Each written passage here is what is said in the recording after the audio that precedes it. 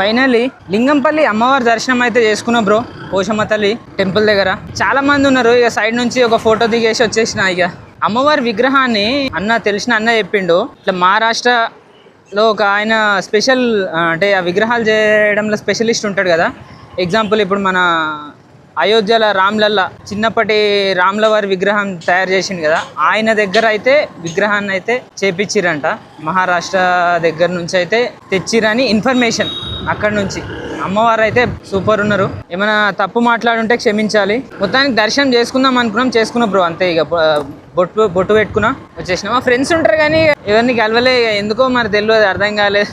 కానీ ఇక మొత్తానికి అయితే ఇక మన స్కూల్స్ ప్రాజెక్టు స్టార్ట్ చేద్దామని పోతున్నాయి. ఇక ఫస్ట్ ఏ స్కూల్కి పోదాము, ఎక్కడ పోదాము అర్థం అవుతలేదు అసలు. నేను చేస్తూనే ఉంటే ఇక ఇలా బ్యాటరీలా ఛార్జింగ్ అయిపోతుంది.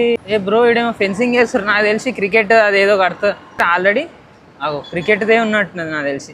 సేమ్ ఇట్లనే ఇదే డిజైన్ ఆడ షేక్పేట్ ఫ్లైఓవర్ కింద నేను చూసిన. మంచిగా క్రికెట్ అన్ని బిల్డింగ్లు అపార్ట్మెంట్ ఫ్లైఓవర్లు అయితే ఇక క్రికెట్ గ్రౌండ్లు ఏడుంటాయి, ఫ్లైఓవర్ల కిందనే చిన్న షార్ట్ పిచ్లే అవుతాయి. ఇక ఇంకేం చేస్తాం, అది సంగతి. ఫస్ట్ ఏడికి పోదాం అర్థం అవుతలే బ్రో. ఫస్ట్ బిహెచ్ఎల్ పోదాం. బిహెచ్ఎల్లా జిల్లా పరిషత్ స్కూల్ ఉంటుంది, ఆడికి పోదాం. ఆడ నుంచి ఇక్కడ సైడ్ పోదాం అనుకున్నాను, నల్లగండ్ల సైడ్, కానీ పోదామా వద్దా అని అనిపిస్తుంది. వానమోగులు అయింది. ఇక బిహెచ్ఎల్ పోయి అటు నుంచి అటు రామచంద్రపురం స్కూల్ కవర్ చేసిన. 11 స్కూళ్ళు అయినాయి బ్రో. 11,000కు పైగా స్కూల్ ఉన్నాయి తెలంగాణలో.